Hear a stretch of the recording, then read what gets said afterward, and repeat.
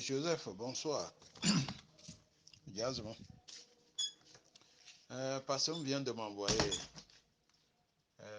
un de tes vocaux là. Et j'ai voulu réagir en même temps. Quand tu lui parlais de l'impérialisme, ses implications au Togo.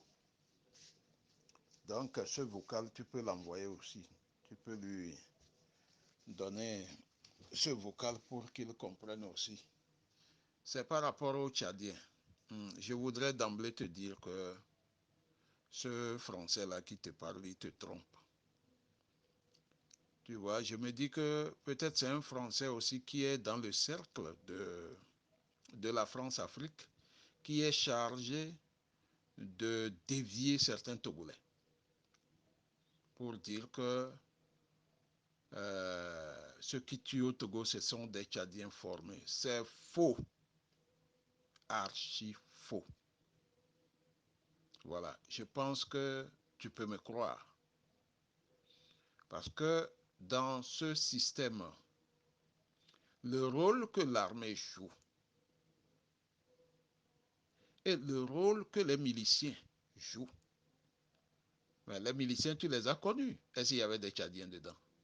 C'est nos frères. Voilà. En 2005, c'est à Chotouboua, à Nié, à Vagome et à Kara qu'on a ramassé des gens. Aucun Tchadien ne s'infiltre dans ces mouvements politiques violents. Non. Il n'y a aucun bunker à Kara où on forme les Tchadiens. Non. Archi faux. Voilà. Et François aussi est là maintenant. Je pense qu'il est disponible. Vous, si vous avez son numéro, vous pouvez l'appeler aussi pour vérifier. C'est nous. C'est pas quelqu'un. C'est nous les Togolais. Tous ceux qui sont violents, qui tuent là, c'est organisé. J'espère que tu peux m'appeler en inbox. Je vais te donner le nom de ceux qui dirigeaient les milices. En 2005, l'officier qui dirigeait les miliciens. Et dans les années 2017, quand Tipi Achadam est venu, l'officier qui est chargé, tu sais, ces miliciens ils ne sont pas formés en tant que tels, ils ne sont pas formés. Mais parmi ces miliciens, il y a des militaires reformés, des militaires qu'on a radiés, des militaires retraités qui sont encore en forme, et des civils qui ont voulu aller dans l'armée, ils n'ont pas pu. Donc, il n'y a aucun étranger qui se mêle de ces miliciens. Non.